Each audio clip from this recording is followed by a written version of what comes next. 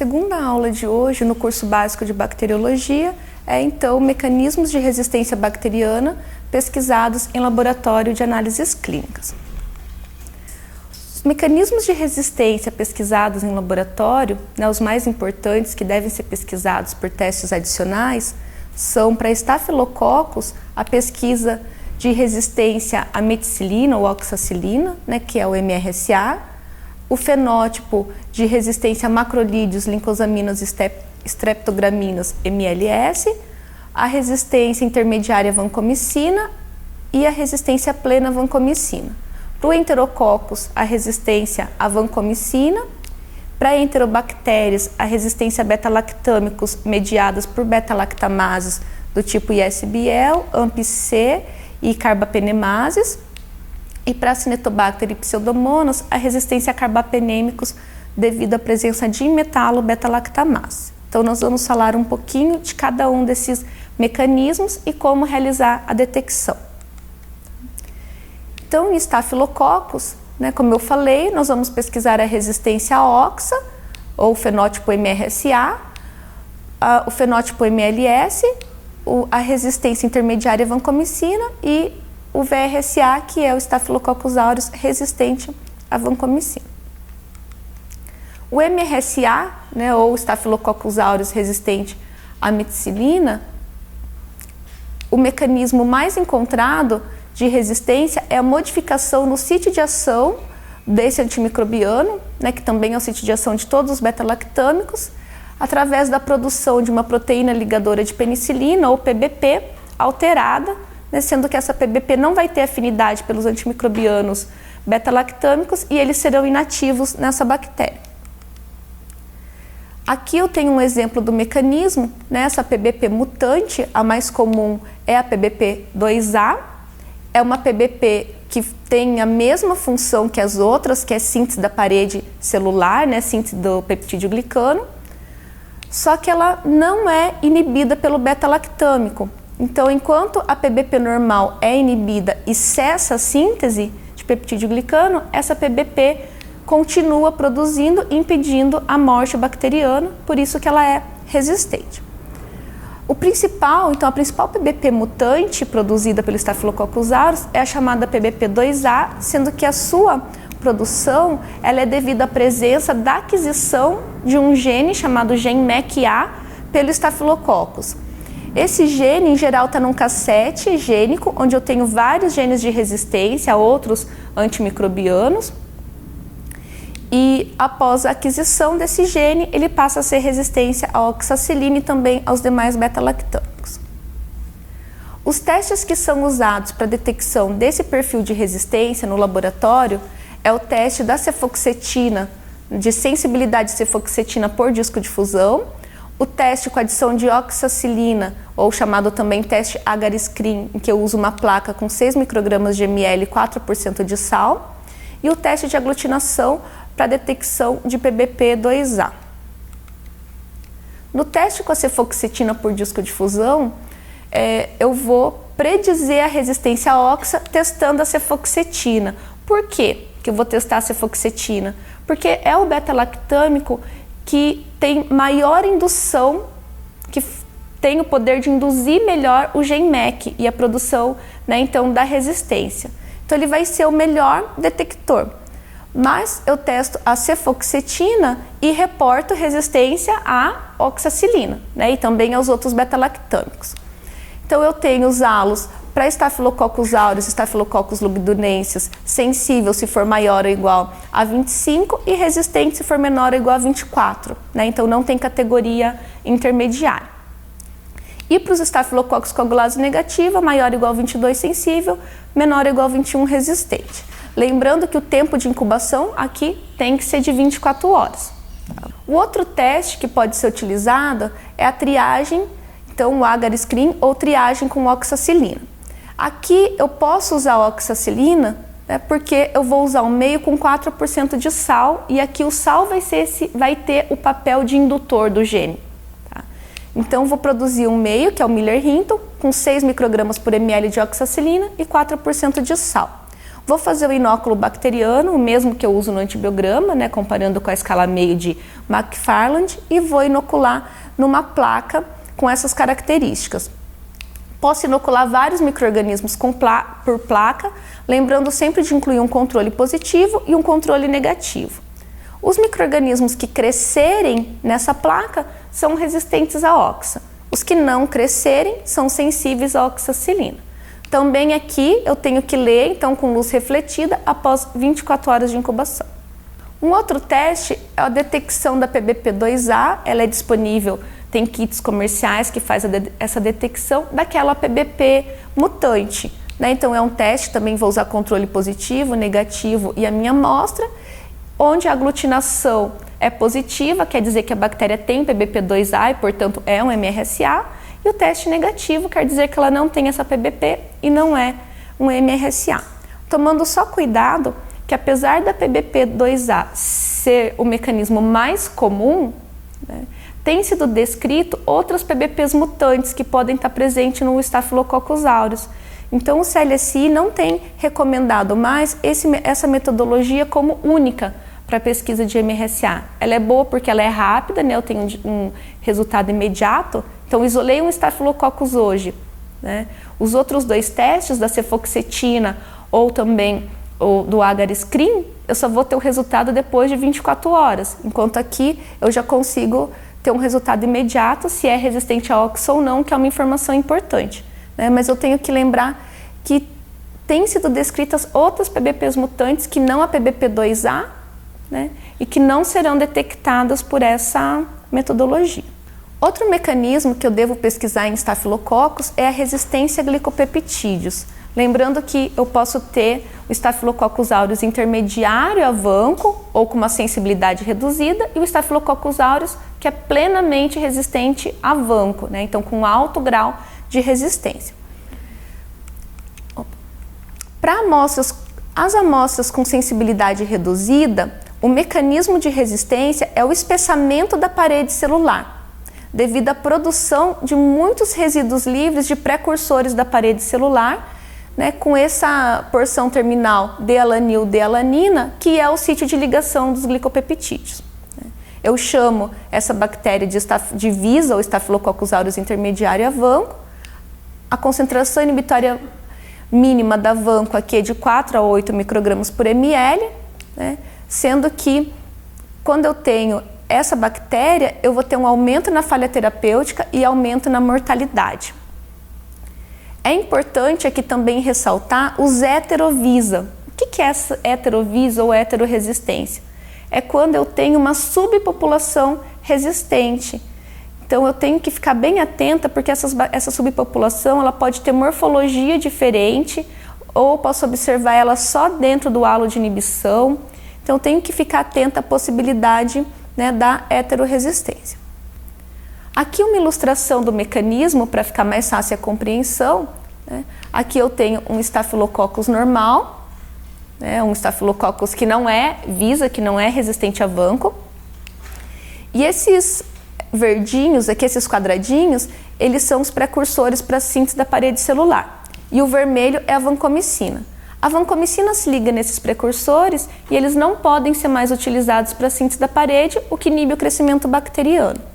No VISA, o que eu tenho é uma superprodução desses precursores, uma quantidade muito maior que a normal, com o espessamento da parede. Então, a vancomicina, ela continua se ligando no precursor, mas como ele está em excesso, eu continuo tendo síntese de parede, né? Que a vancomicina não vai se ligar a todos. Né? Esse excesso que sobra vai continuar sendo utilizado, então não vou ter inibição da bactéria pela vancomicina.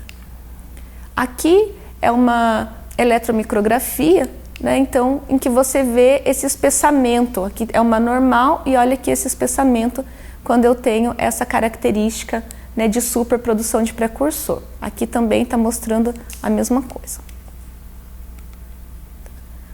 Aqui, para mostrar para vocês a heteroresistência, né? Então, nessa placa aqui A, eu tenho algumas colônias grandes e algumas colônias pequenas, né? Essas colônias pequenas, elas são VISA, elas têm resistência intermediária a vanco, enquanto as grandes não. Aqui também, nessa placa B, eu tenho duas colônias, as duas são distintas, né? 2 tipos de colônia. E as duas são Staphylococcus aureus, só que uma é mais transparente e a outra é mais opaca, né? Aqui elas estão semeadas separadas para mostrar bem a diferença.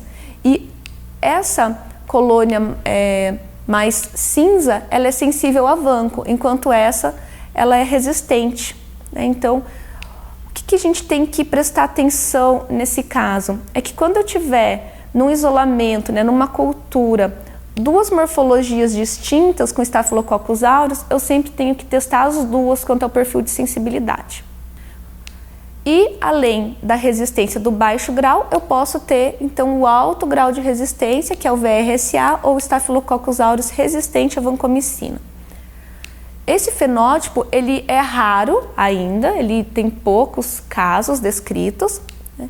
E são cepas que adquiriram o gene VAN-A de Enterococcus faecium. Aqui o mecanismo, então, é totalmente diferente, porque aqui eu não vou ter um excesso de precursor, eu vou ter um precursor modificado. Eu vou ter uma alteração nesse terminal de alanil-delanina, onde a vancomicina se liga, e a vancomicina não vai ter mais afinidade por esse precursor. Então, aqui para ilustrar, né, a porção terminal alanina-alanina, a vancomicina se liga, inibe síntese de parede celular. Quando eu tenho essa mutação, em vez de alanina-alanina, eu vou ter uma alanina-lactato, ou só uma alanina, ou alguma outra modificação que vai fazer com que essa porção terminal não se ligue mais à vancomicina, né? E aí eu vou ter uma síntese normal de parede e a bactéria vai ser resistente à vancomicina. Como que eu detecto no laboratório essa resistência?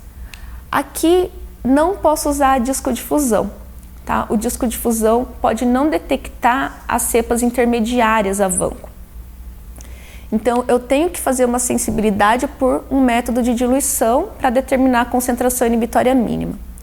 Ou ainda posso usar um teste de agar screen, como aquele feito com a oxacilina, mas aqui usando vancomicina num agar BHI. Então, aqui eu tenho o BHI com vancomicina e a metodologia vai ser exatamente a mesma da que eu mostrei para a oxa. Vou inocular, preparar um inóculo comparando com o padrão da escala meio de McFarland, vou inocular um controle positivo, um negativo e a minha amostra. Se ela crescer nesse agar, ela é resistente, se ela não crescer, é negativa. Para melhorar a sensibilidade desse teste, apesar do CLSI preconizar 6 microgramas por ml, né, o nosso laboratório, no Hospital de Clínicas e também alguns outros laboratórios, tem utilizado 2 microgramas por ml ao invés de 6, para ter uma chance maior de detecção dessas amostras intermediárias, né, a vancomicina. Um outro mecanismo que deve ser pesquisado é a resistência cruzada entre macrolídeos e lincosamidas. Os macrolídeos, as lincosamidas e as streptograminas, todas elas agem, né, se ligando à subunidade 50S do ribossomo. E um dos mecanismos de resistência encontrados a esses antimicrobianos é o sítio alterado devido à presença de um GENERM. Esse GENERM, ele codifica uma enzima que vai metilar essa porção do ribossomo onde os antimicrobianos se ligam e vai fazer com que eles percam a afinidade, né, parem de se ligar nesse sítio e levando à resistência bacteriana. Essa mutação vai conferir resistência à clindamicina e a eritro, porém a eritro é o indutor mais forte do GENERM. Então eu consigo observar muitas vezes a resistência a eritro, mas não consigo observar a resistência à clindamicina no antibiograma normal. Então eu faço uma confirmação in vitro com indução pela eritromicina. Como que eu faço?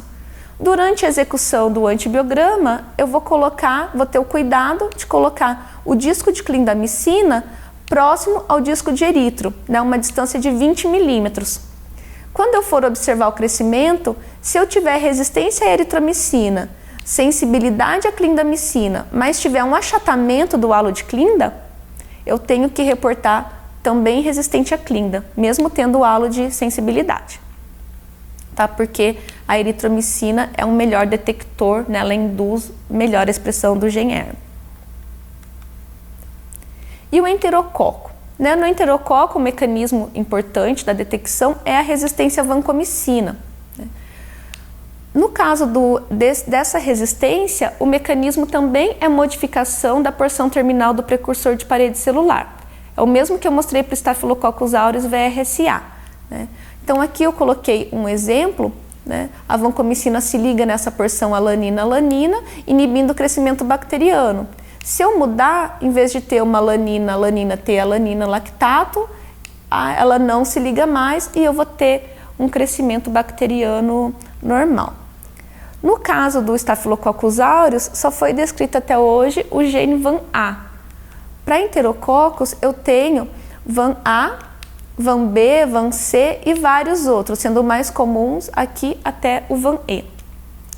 A principal diferença entre eles, né, o que eu tenho que lembrar, é que o VAN-C ele está no Enterococcus gallinarum e no Casselliflavus, conferindo resistência intrínseca, todos eles têm esse perfil de resistência, e não é transmissível, então é um mecanismo que não preocupa muito. O que preocupa mais são o VAN-A e o VAN-B, que são os mais frequentes nas amostras de Enterococcus faecium e fecalis, que são os mais isolados também no laboratório clínico, e que são transmitidos. A principal diferença entre esses dois é que enquanto o VAN-A confere resistência à vancomicina e também à teicoplanina, o VAN-B confere resistência a vanco, mas não à teicoplanina. Como que eu detecto em enterococos a resistência à vancomicina ou os chamados VRE?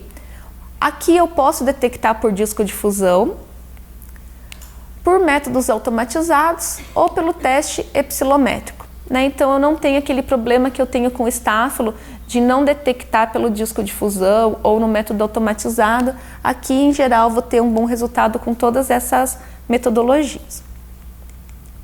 Só um exemplo aqui no disco de fusão, a vancomicina resistente, né, usá-los os critérios interpretativos, e aqui no E-teste também com os critérios interpretativos de resistência a glicopeptídeo.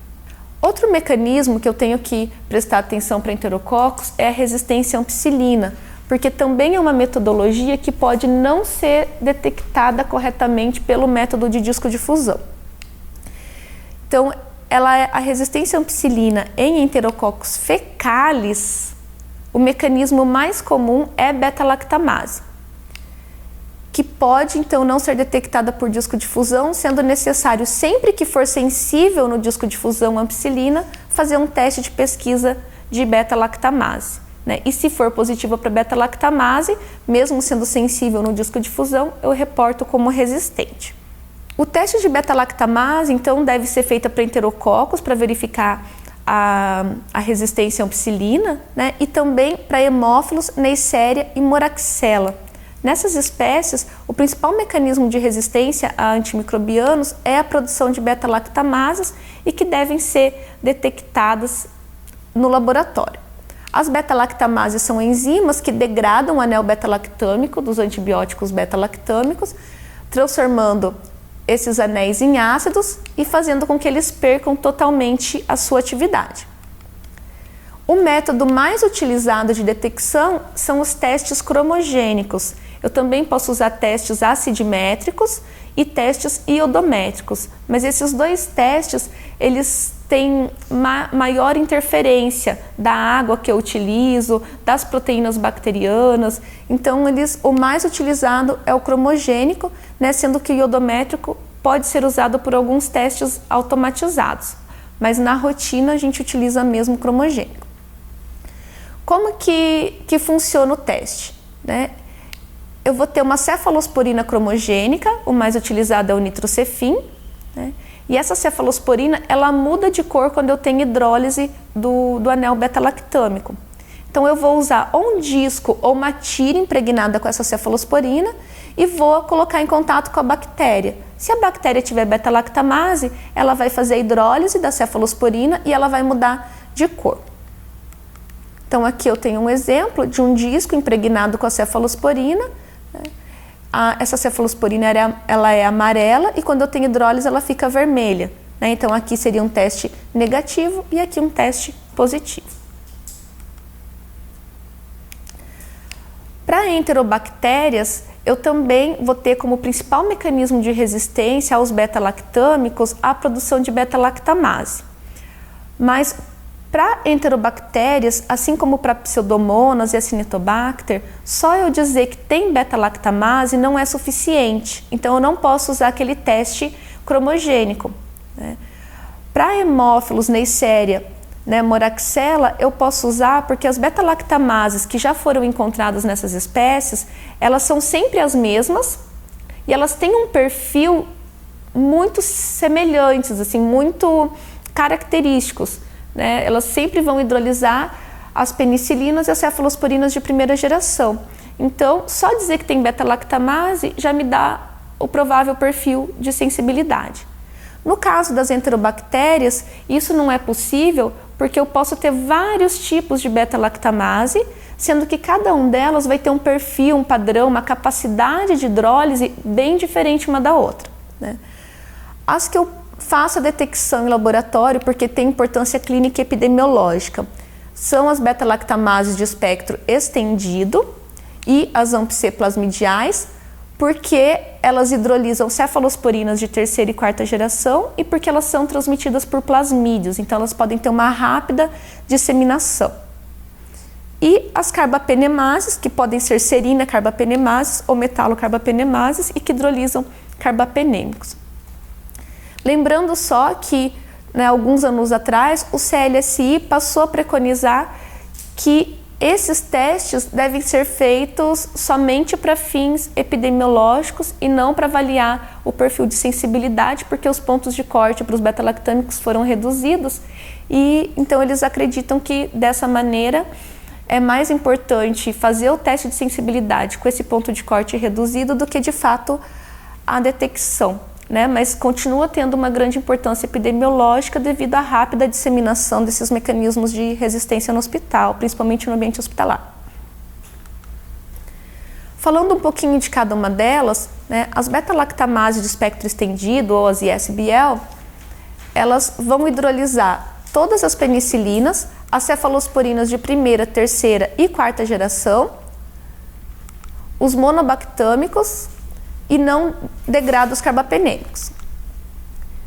Elas são inibidas por ácido clavulânico, tazobactam e sulbactam, que são os inibidores clássicos de beta-lactamase, e são esses inibidores que eu vou utilizar nos testes de detecção. Os principais tipos de SBL encontrados são as do tipo TEM, SHV, CTXM, PER, BES, GES e OXA, sendo que o tipo CTXM é prevalente no Brasil, na América do Sul e começou há alguns anos a ser prevalente no resto do mundo também. O CLSI, então, ele traz a padronização para a realização desses testes em Escherichia coli, Klebsiella pneumoniae e Klebsiella oxytoca. Também recomenda em Proteus mirabilis quando for isolado de sangue líquor, porém elas podem ser encontradas em todas as espécies de enterobactérias. Como que eu faço a detecção? Posso fazer pela metodologia de disco combinado ou de dupla difusão. No método de disco combinado, eu vou testar 2 ou 3 cefalosporinas, por exemplo, ceftazidima, cefotaxima e cefpodoxima, e as mesmas cefalosporinas adicionadas com ácido clavulânico. E depois da incubação, vou comparar o halo de inibição da cefalosporina sozinha e da cefalosporina em que foi adicionado o ácido clavulânico. Se eu tiver uma diferença de halo maior ou igual a 5 milímetros com a adição de ácido clavulânico, eu considero a amostra positiva para ISBL, quer dizer que o ácido clavulânico inibiu a resistência causada pela beta-lactamase.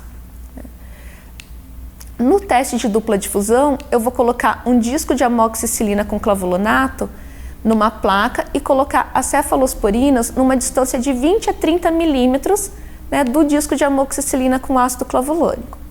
Se após a incubação eu verificar essa deformação do halo de inibição, né, o que demonstra que houve inibição aqui da resistência da mediada pela beta-lactamase, né, se eu tiver essa deformação do halo, eu considero um resultado positivo. E a AMP-C, que também é uma enzima que está presente de forma cromossomal em várias enterobactérias, mas também pode ser mediada por Plasmodium, Escherichia coli, Klebsiella e outras espécies de enterobactérias. o perfil de hidrólise dela. Ela hidrolisa as penicilinas, as cefalosporinas de primeira, segunda e terceira geração, os monobactans e não degrada os carbapenêmicos.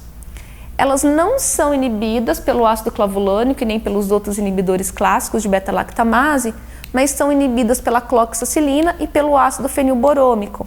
Então, são esses que eu vou utilizar na detecção. Os principais tipos que são mediados por plasmídios são CMY, ACT, AAC, MIR, LAT e outros. Aqui a detecção eu faço exatamente como para a ESBL, só que em vez de usar ácido clavulânico, eu posso usar a cloxacilina ou ácido fenilborômico.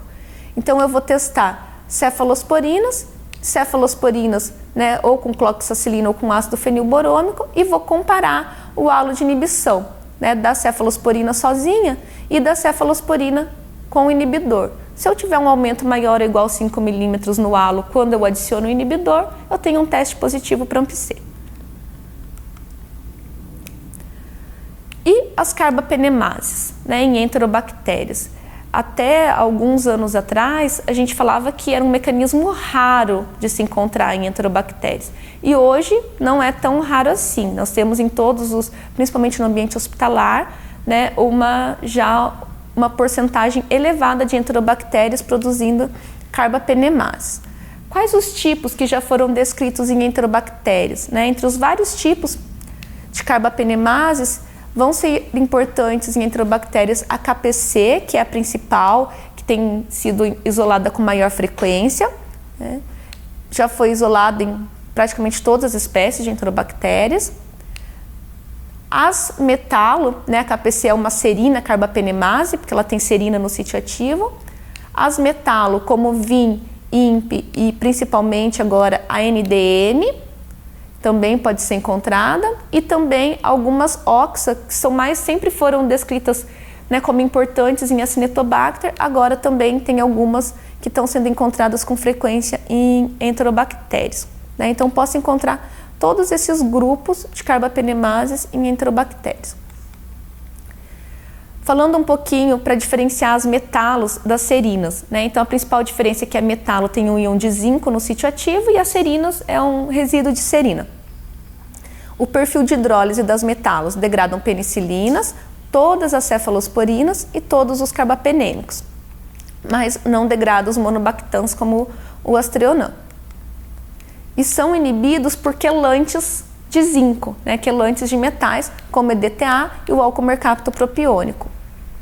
Os tipos que são encontrados, né, INP, a SPM, que é comum em pseudomonas, VIN, GIN, a NDM, né, e outras. E as serinas carbapenemases? Então, elas vão hidrolisar todas as penicilinas, todas as cefalosporinas, todos os monobactâmicos e todos os carbapenêmicos, ou seja, todos os beta-lactâmicos. Elas são inibidas tanto pelo ácido clavulânico quanto pelo ácido fenilborômico. Então aqui eu vou ter que ter um pouco de cuidado na detecção, porque ela pode tanto ser confundida com uma SBL quanto com uma AMP-C. Né? E apesar de eu ter colocado que as ESBLs e as AMP-Cs não hidrolisam carbapenêmicos, né, na verdade elas não hidrolisam em quantidade, né, ou em velocidade suficiente para conferir resistência, mas todas elas têm um pequeno potencial de hidrólise de carbapenêmicos. Então, se elas estiverem sendo produzidas em grande quantidade e associadas a uma redução da permeabilidade da membrana aos carbapenêmicos, eu também posso ter resistência. Né? Então, eu tenho que observar, tomar esse cuidado no momento da detecção. A principal aqui é a KPC, mas a gente também tem AGs e outras serinas carbapenemases. Tá? Como que eu detecto? Então, faço a detecção fenotípica em enterobactérias. Né? O teste que foi recomendado e é padronizado pelo CLSI para detecção de carbapenemases, né? Aqui nesse teste eu não consigo diferenciar entre serina ou metalo, só consigo dizer que tem uma carbapenemase, é o teste de Rod modificado.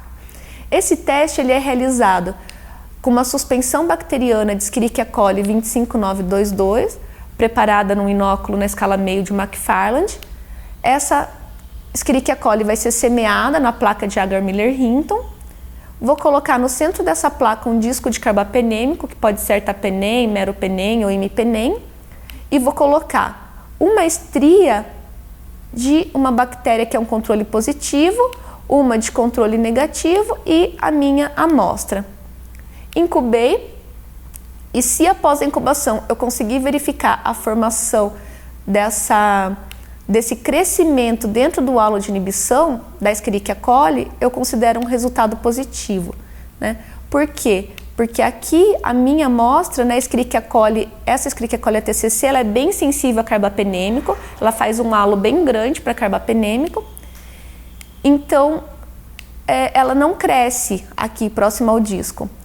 Porém, se a bactéria que eu estou testando, ela hidrolisar o carbapenêmico nessa região, próxima a ela, a Escherichia coli vai conseguir crescer dentro do halo, mais próximo ao disco, né, porque aqui eu não vou ter o carbapenêmico. Então, eu tenho um teste positivo para carbapenemase. Uma outra metodologia que pode ser usada na detecção fenotípica, né, ela foi recomendada pela Anvisa em 2013 para detecção de carbapenemase nos laboratórios clínicos, é um teste com inibidores, onde eu vou usar o carbapenêmico, né, o carbapenêmico com EDTA, que é um inibidor de metalo-beta-lactamase, o carbapenêmico com ácido fenilborômico, que é um inibidor de KPC, mas também com cloxacilina, que é um inibidor de AMP-C. Por que eu faço aqui também a detecção de AMP-C se ela não é uma carbapenemase? Porque aqui com ácido fenilborômico eu posso ter um resultado, se for uma AMP-C que está sendo hiperproduzida, eu também vou ter um resultado positivo, porque ela também, o ácido fenilborômico, além de inibir a KPC, também inibe a AMP-C, né? Então, se eu tiver inibição tanto com o fenilborômico quanto com a cloxacilina, aí pode não ser uma KPC que eu tenho aqui, e sim uma AMP-C, tá? Então, por isso que eu uso esses 3 inibidores. E ainda testo também um disco com ácido fenilborômico e EDTA. Avaliação. Então, vou depois medir o halo do carbapenêmico e o halo do carbapenêmico mais inibidor. Se no meropenem com EDTA eu tiver um aumento, né, maior ou igual a 5, né, ou com ácido fenilborômico ou com a cloxa, eu vou ter aqui um aumento que eu considero significativo. Se esse aumento acontecer somente com ácido fenilborômico, eu tenho uma KPC. Se acontecer somente com EDTA, uma metalo-beta-lactamase. E se acontecer com o fenilborômico e também com a cloxacilina, aí eu tenho uma AMP-C. Lembrar sempre, né, que esses testes fenotípicos, eles são testes de triagem. Para eu confirmar que eu tenho mesmo uma KPC, ou uma NDM, ou uma outra carbapenemase, eu tenho que fazer um teste molecular confirmatório, né? Isso pode ser feito por laboratórios de referência, por exemplo, aqui em Curitiba pode ser feito pelo LACEN, né?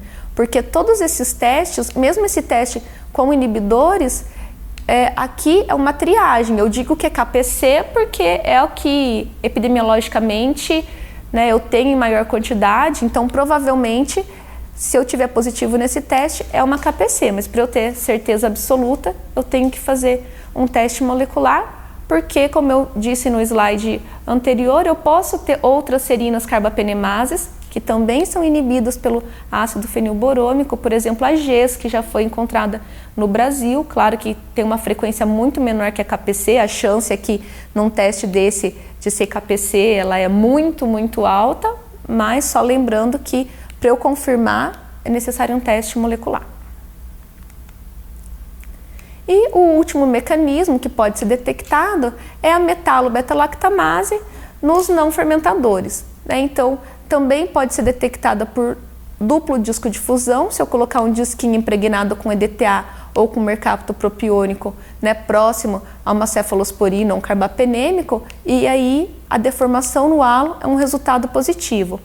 Ou por disco combinado, como eu expliquei já para a enterobactéria, colocando um disco de carbapenêmico e um de carbapenêmico com EDTA, se eu tiver um aumento do halo de inibição na presença, né, do EDTA, que é um inibidor de metalo, tem um resultado positivo. Também deixei algumas referências para os testes de resistência, né? E esses são, então, os mecanismos que são detectados no laboratório